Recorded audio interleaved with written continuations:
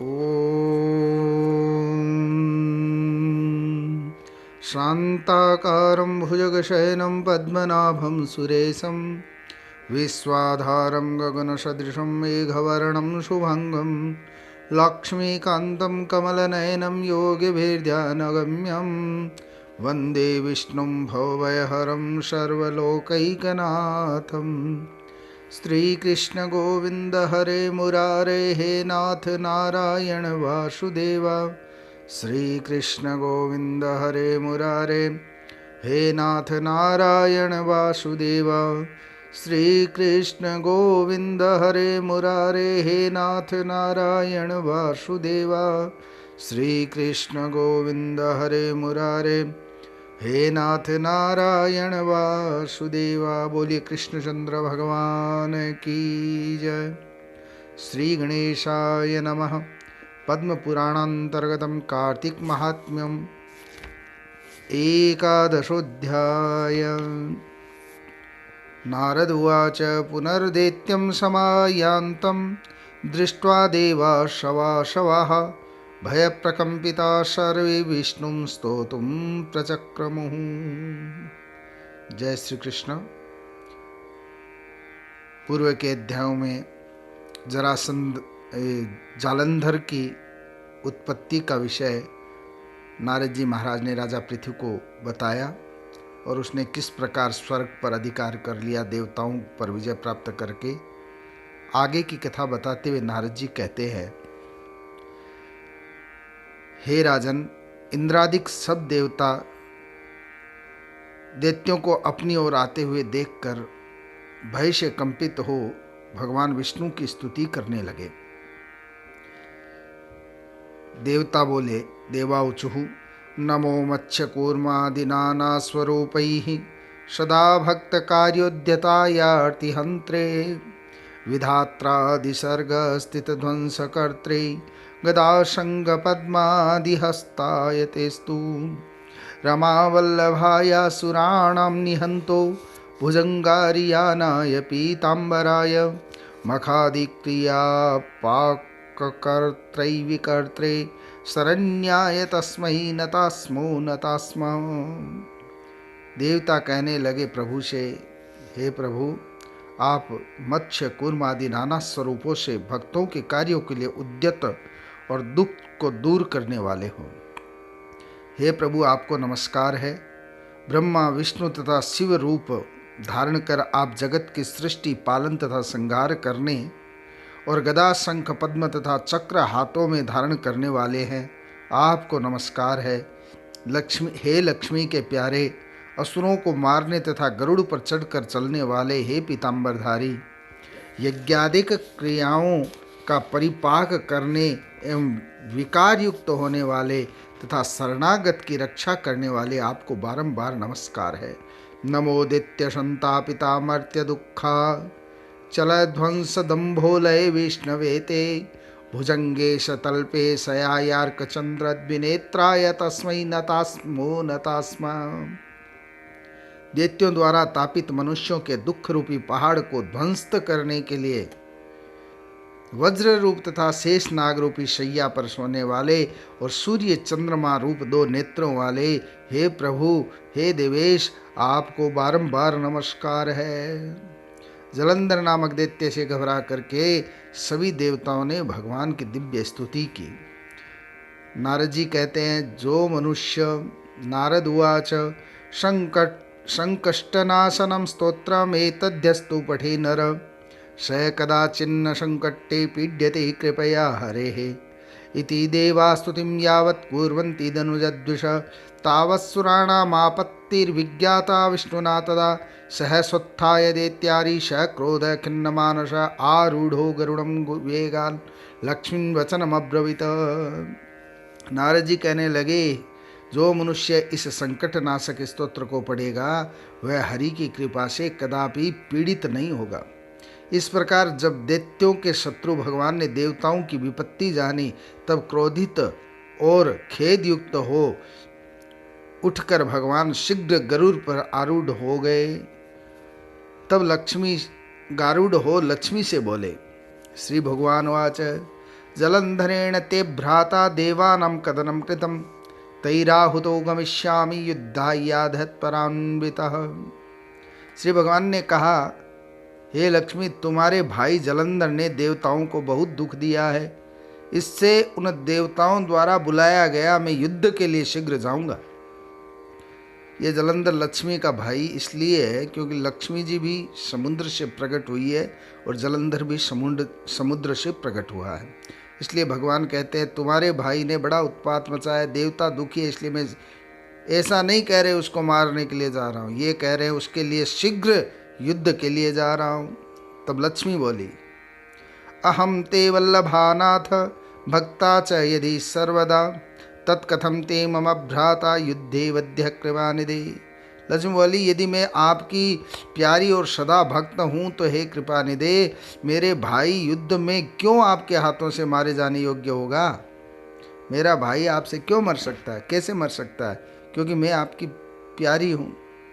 भगवान हंस करके कहने लगे, रुद्रा सशंभवत्वाच्च ब्रह्मणो वरदानतः प्रीत्या च तव नेवायम मम वध्यो जलंधर। रुद्र के अंश से उत्पन्न होने और ब्रह्मा के वरदान तथा तुम्हारी प्रीति से यह जलंधर मेरे मारने योग्य नहीं है। भगवान ने विश्वास दिला दिया लक्ष्मी को कि युद्ध करने के लिए तो मैं जा रहा हूँ, लेकिन तुम्हारा भाई है, मेरा साड़ा है, इसलिए मैं इसे नहीं मार सकता, और रुद्र के अंश से भी उत्पन्न है और ब्रह्मा जी का वरदान भी इसको है। नारद उवाच, इत्युक्त्वा गरुडारूढ़ शङ्खचक्रगदासिवृत विष्णुर्वेगाद्योद्यं यत्र देवस्तुवन्ति ते अथारूणानुजात्युग्रपक्षवातप्रपीडिताः वात्या वितर्जिता दैत्या बभ्रमुखे यथा गणः। ततो जलन्धरो दृष्ट्वा दैत्यान् वातप्रपीडितान् क्रोधादुत्पत्त्यगगने ततो विष्णुं समव्यगात्।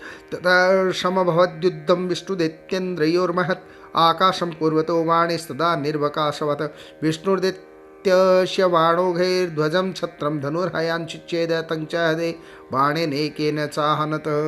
नारद जी कहने लगे, ऐसा कहकर हे राजन, गरुड़ पर सवार शंख चक्र गदा और नंदक यानी खड़ग, भगवान के खड़ग का नाम है नंदक, को धारण किए हुए भगवान जहाँ देवता स्तुति कर रहे थे वहाँ शीघ्र पहुँचे। इसके अनंतर अरुण के अनुज गरुड़ के प्रचंड पंखों के पवन से पीड़ित और बादल से उड़ाए गए दैत्य आकाश में मेघों के समान उड़ने लगे। बीच में जो भी दैत्य आए गरुड़ के पंखों से इधर उधर विच्छिन्न होने लगे। उसके बाद जलंधर दैत्य को पवन से पीड़ित देख क्रोध से आकाश में उछलकर विष्णु के समीप गया।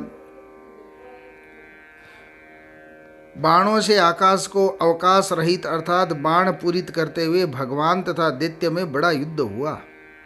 विष्णु ने अपने बाणों से दैत्य के छत्र, धनुष और घोड़े काट दिए और उसके हृदय में भी एक बाण मारा।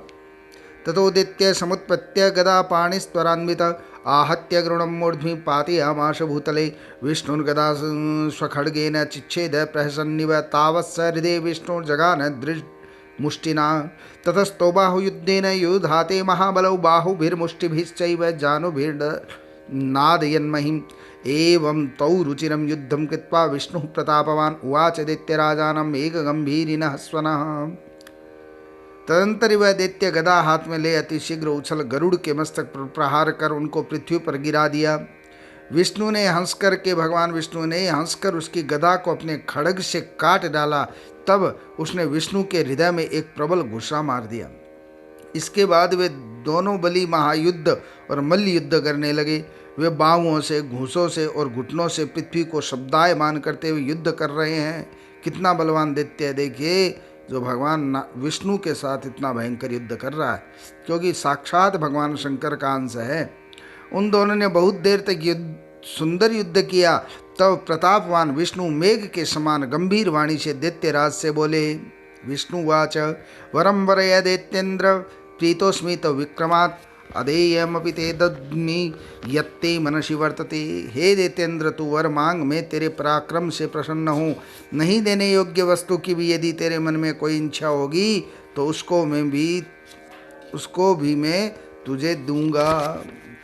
जलंधर उवाच, यदि भावुक तुष्टोऽसि वरमेकं ददस्व मे मद्भगिन्या सहाद्यत्वम मद्गृहेश गणो वशा।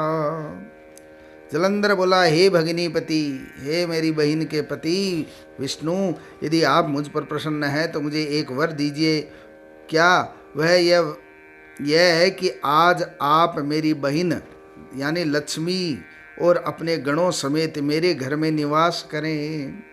नारद जी बोले, नारद उवाच तथेत्युक्त्वा स भगवान् सर्वदेव गणेशः तथा जलन्धरपुरमगमद्रमयाशः। जलन्धरस्तु देवानामधिकारेषु दानवान् स्थापयित्वा महाबाहु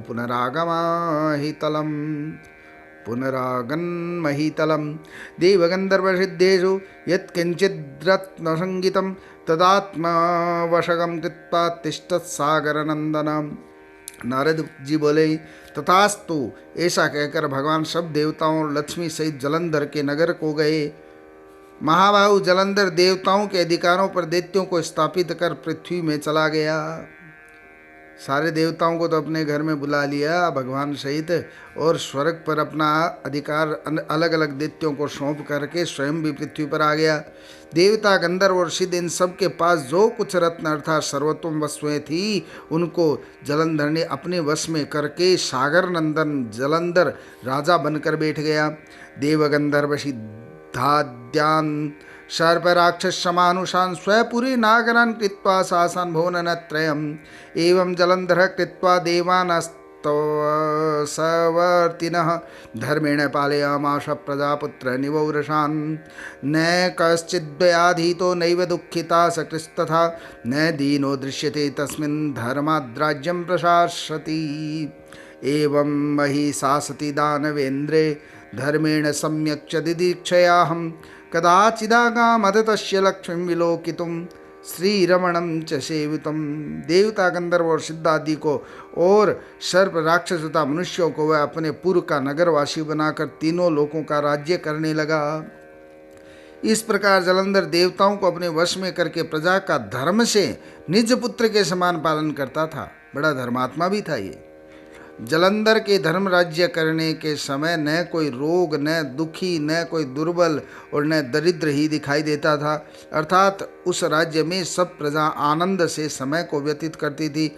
नारद मुनि कहते हैं, उस दानवेंद्र के धर्म राज्य करने के समय उसकी राजलक्ष्मी को देखने और विष्णु जी की सेवा करने को मैं वहाँ पर भगवान विष्णु की इच्छा से एक बार चला गया। इति श्री पद्म पुराणे कार्तिक महात्म्ये एकादशोत्सव संपूर्णम। श्री कृष्ण गोविंद हरे मुरारे, हे नाथ नारायण वासुदेव। श्री कृष्ण गोविंद हरे मुरारे, हे नाथ नारायण वासुदेव। बोलिए कृष्ण कन्हैया लाल की।